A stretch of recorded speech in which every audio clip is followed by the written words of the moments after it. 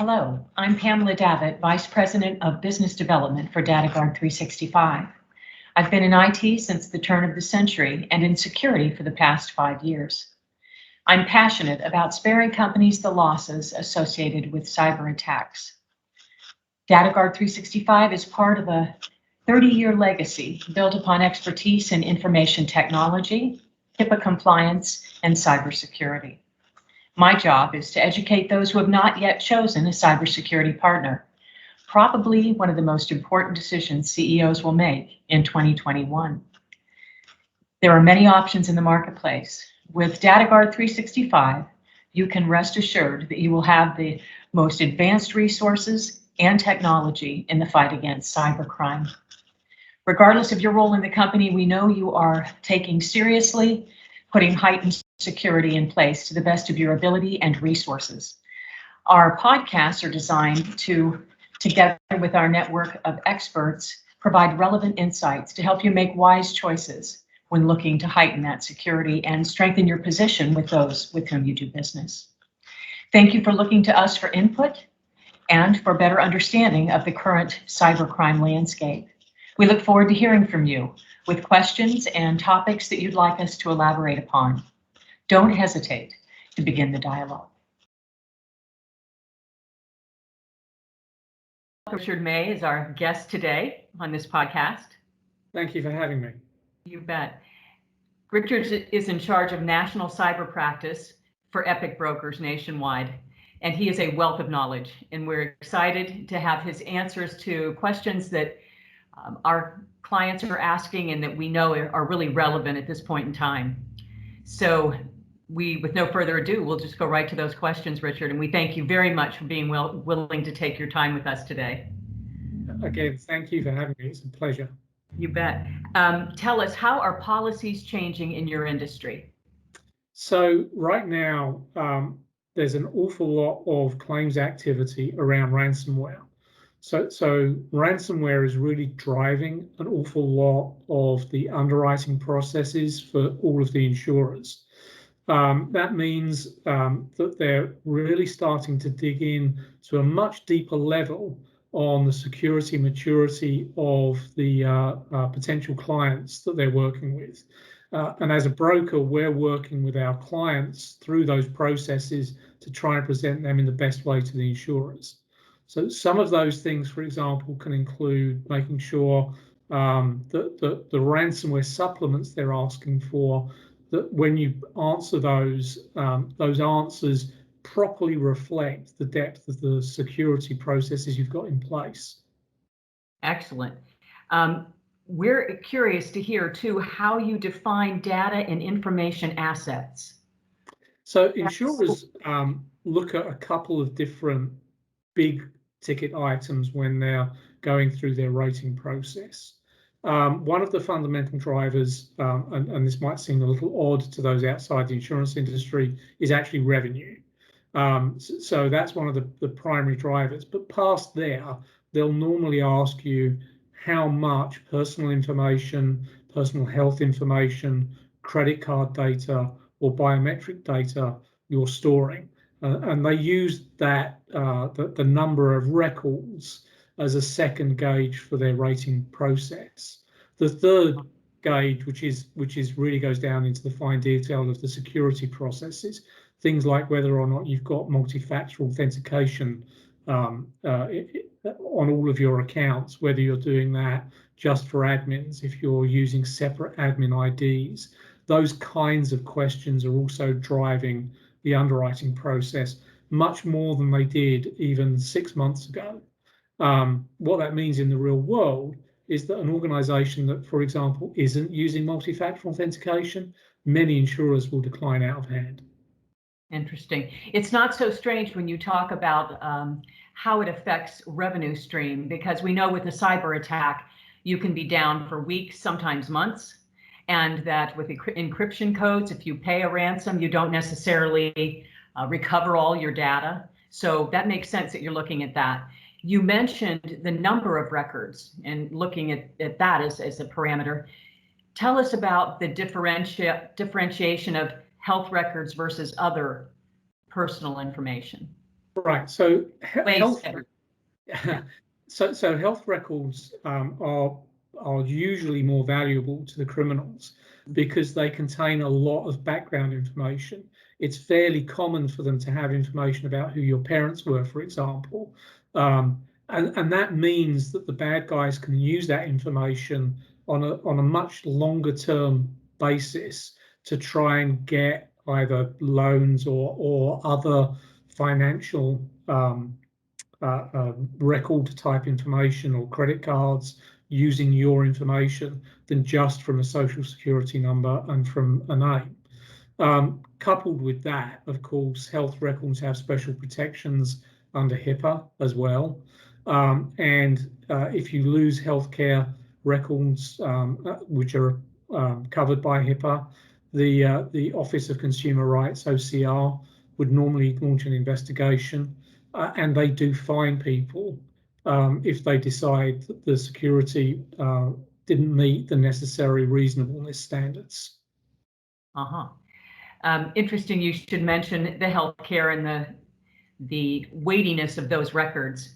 Data-Guard was born out of HIPAA-Guard, a company that the enterprise owned and developed for rural hospitals. And in the course of finding out that HIPAA was hard to document and the compliances were complicated, we were able to bring cybersecurity to that sector and then realize that was something we should leverage for all industries. Yeah. So we realized that healthcare is very important, but tell us about communications, if you would, for a second. Where does that fall in? We know that some of our clients have asked about that. So what does insurance expect of protection of communications, or is that a separate matter? It's not separate. So cyber policies respond to a loss of information regardless of the media. So that's one of the things that we probably need to make clear. So if you lose paper records, a cyber policy would respond to that. Similarly, if you've got confidential information that's being transferred via an email, if that information is intercepted by a criminal, by a bad guy, that's also covered by a cyber policy. So business email compromise is one of the largest causes of loss. Probably until quite recently, it was one of the drivers until ransomware essentially took over.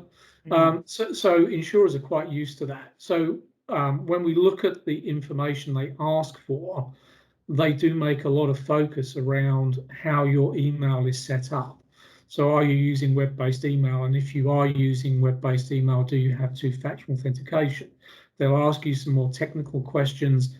And by the way, I'm not a technologist, but they'll ask you some more technical questions about whether or not you're using the SPF framework, or I think it's DKIM, and some of those other elements, whether you've got sandboxing employed for detonating malicious attachments.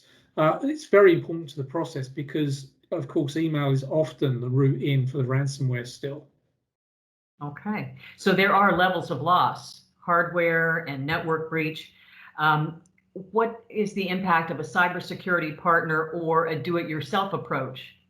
Well, the real issue is, do you have the expertise, right? So the simple fact is that in the current environment, there are relatively few organizations that actually have the resources to employ top-rate security experts.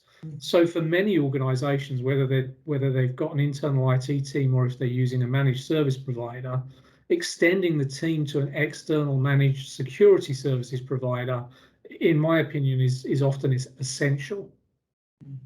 Well, and they can leverage the costs that we incur as a cybersecurity partner so that it makes it affordable for them to have top-notch cybersecurity, like you say, without having to expend ridiculous amounts of money. Correct. I mean, the simple fact is, I do a lot of work with very large organizations, and one of the things that's quite clear is that CISOs are in great demand. So it's not uncommon for me to be dealing with a new CISO every year.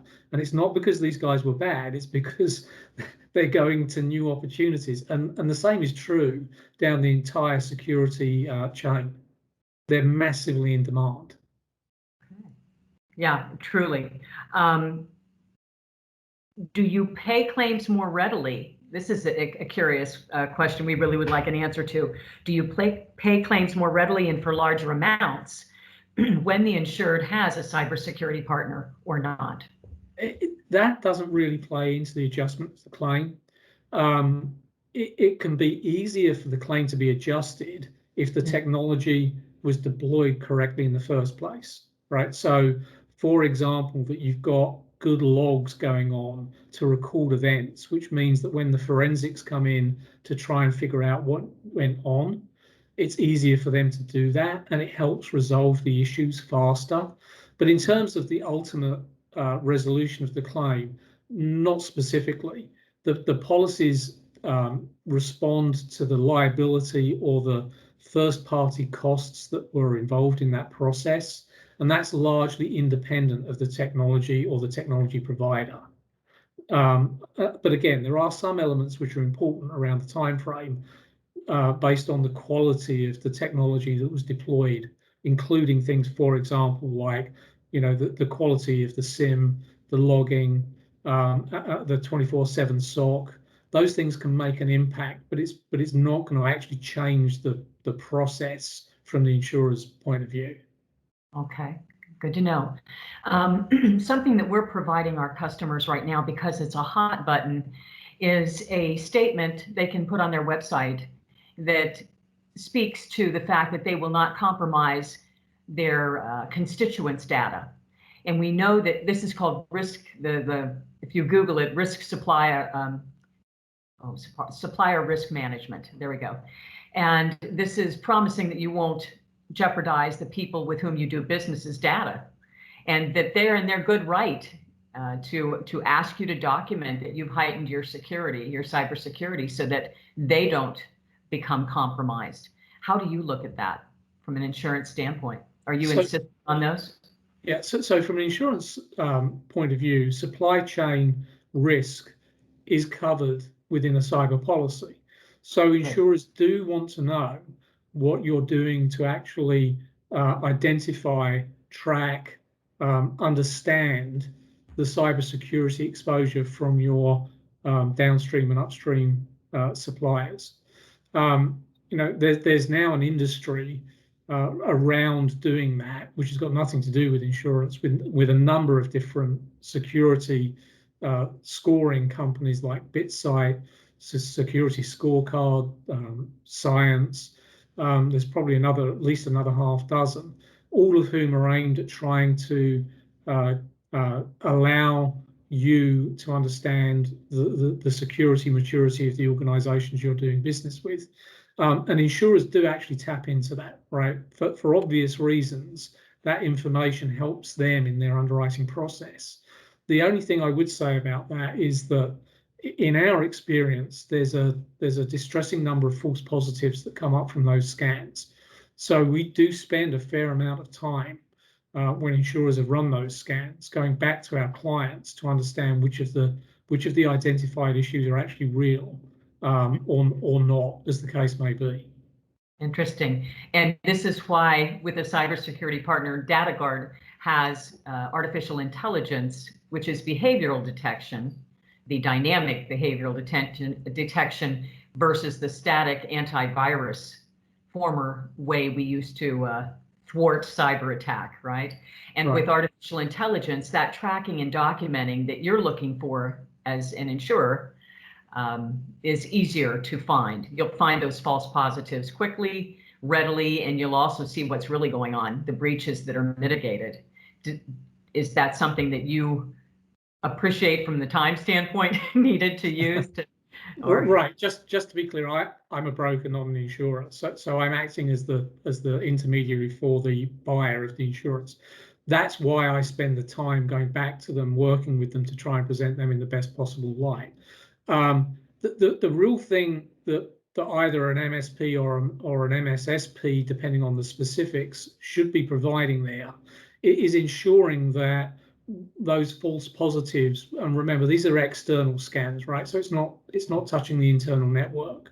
They're finding things like exposed RDP, or the fact that stuff hasn't been patched, or there are ports that are open in the firewalls. And one would hope that an MSSP has done all of that for their client, and they don't suffer from those. I see. And we are often the extended arm of an MSP. Yeah. Because you're completely familiar, managed service providers do all the technical work of keeping a network running and doing the patches and the things they should, the things that they're certified to do. Whereas an MSSP is the security services piece with the artificial intelligence and the, as you were referring to earlier, trained cyber career specialists that know how to do that. So we work very closely with many MSPs, or in some bigger companies with their IT team. Yeah. Be able to have that documentation in place so that were something to happen and you have a claim presented to you, you have that documentation. So we also understand that whenever a claim is submitted, there has to be some forensics, and that you work with companies like ours and your client, the insured. Can you just say a little bit about that and what that? Absolutely. So not quite the question you asked, but I'm going to point out one of the biggest problems that arises when a client has an incident, and that is that they start responding to the incident without telling their insurer. And all of these policies require that you tell the insurer and that the insurer approves the vendors that are bought on site. Now, that doesn't mean that you shouldn't try and stop the bleeding, so to speak, right? So if the particular event, it's appropriate to shut the servers down, then you shut the servers down. The real issue is that they then go the next step and they will start to wipe the servers and recover. And that's a problem because you start to lose the information that's necessary for the forensic part of the process. The insurers have got 24/7 coverage for incidents. Most policies on the declaration page, that's where the limit, the policy period, the named insured, they normally also have a notice section for claims. And on almost all cyber policies, there's an email address and or a 1-800 number, and they will normally respond to you within an hour. And the very first thing that happens in that is that you get a lawyer involved. And the reason you get a lawyer involved is because if you've had any form of incident, you need to try and get privilege so that if it becomes litigation in the future, the investigation itself doesn't become subject to subpoena, so that you've protected those documents potentially from discovery. Okay, so we know that it's best to be prepared, and preventive measures are always the way to go, and that's what your insurance policy is, correct? Yeah. And we work in that same vein because we believe and we understand that you require disaster recovery and incident response as part of the documentation for anyone you insure. Yes. But ideally, no one wants to recover a disaster. Ideally, no one wants to recover a disaster. And so your payouts are less and claims are fewer and all of that if we can, as we do, mitigate breach altogether. But we all need to be prepared. Yeah. And this is a good point you bring out, that phone call needs made, that yes. You should call your insurer first and then work, and we would work in tandem with whomever our customer calls.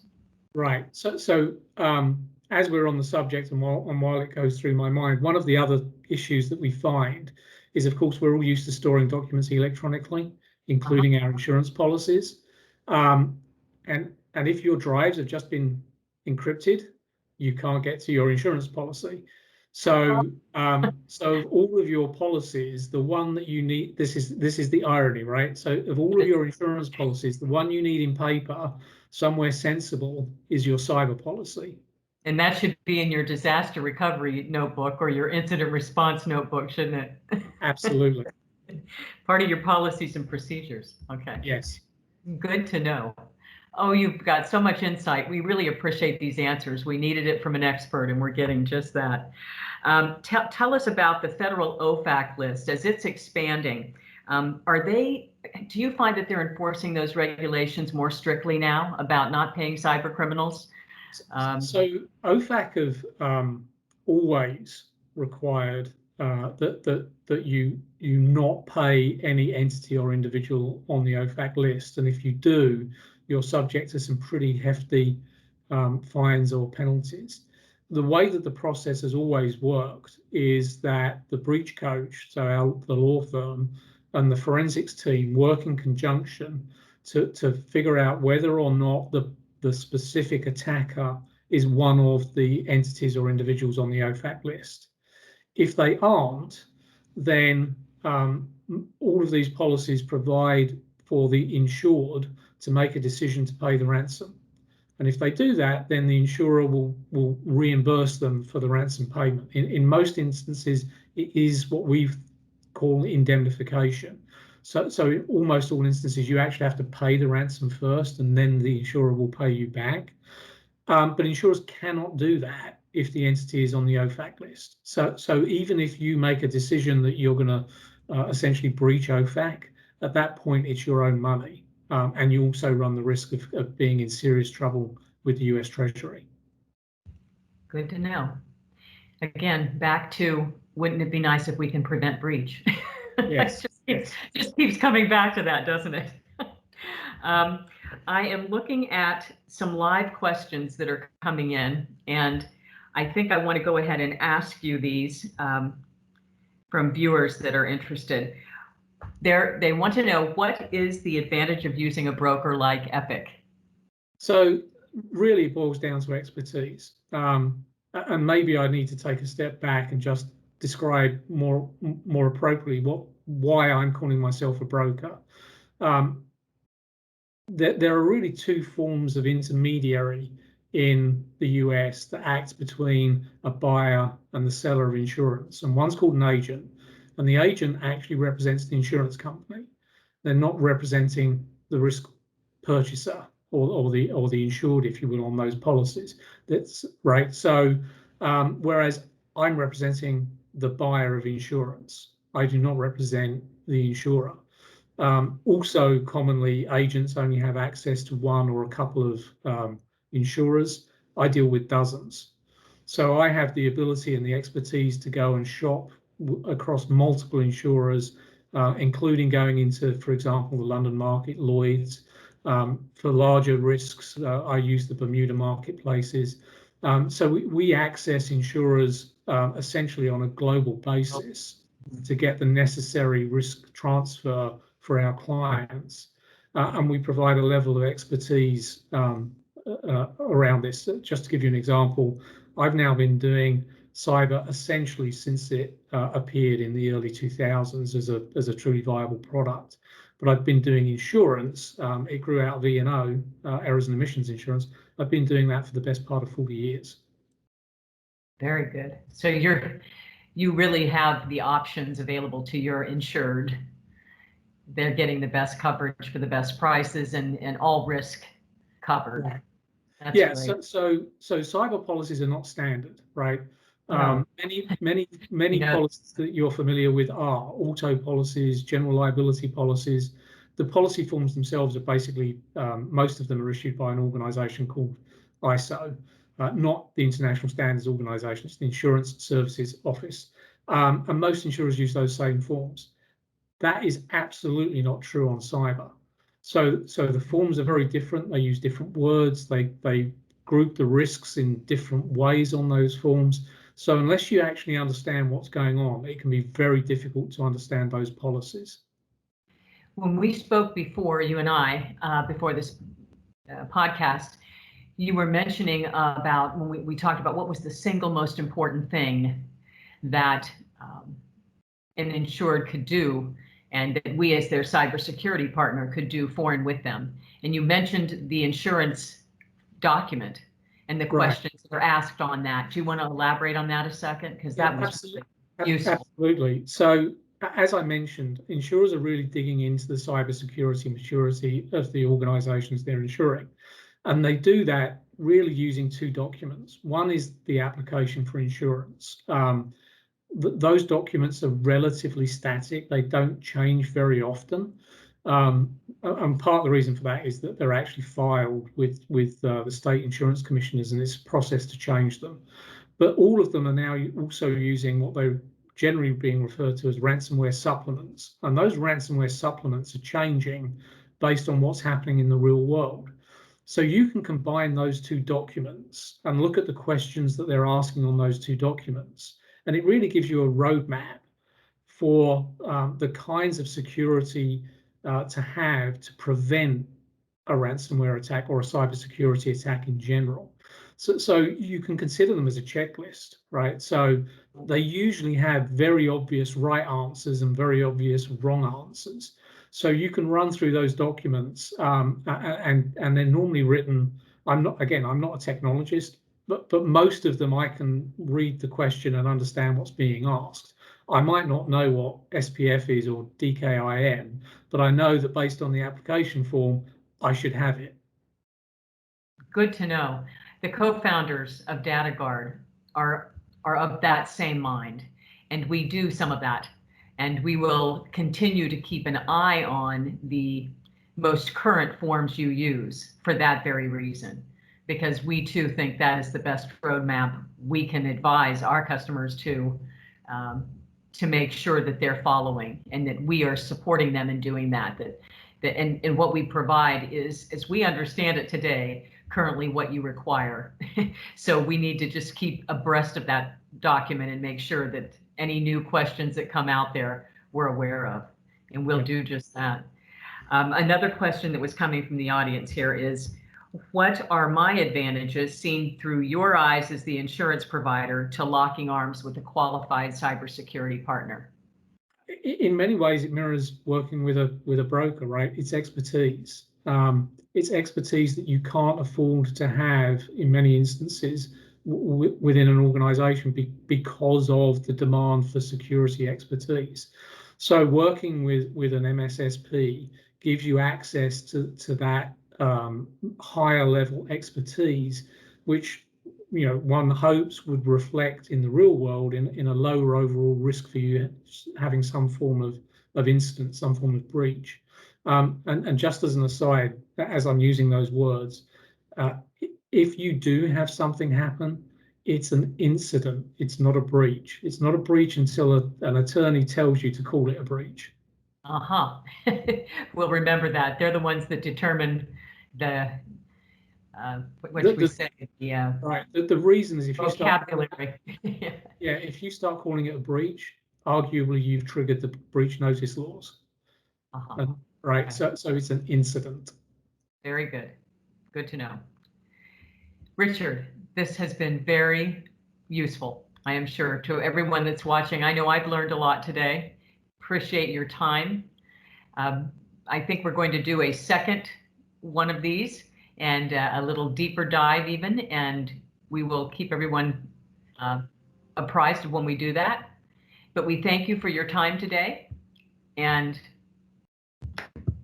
my computer is acting up. So thank you so much for today, and all the best, and we will be in touch soon. Great. Thank you very much for having me. If anyone has any specific questions afterwards, I'm more than happy to spend some time, whether that's email or on the phone. Okay, we will put your number up so that they can reach you by email or phone. Thanks. You bet. Thank you, Richard. You're welcome. Thank you everyone for watching. Bye-bye.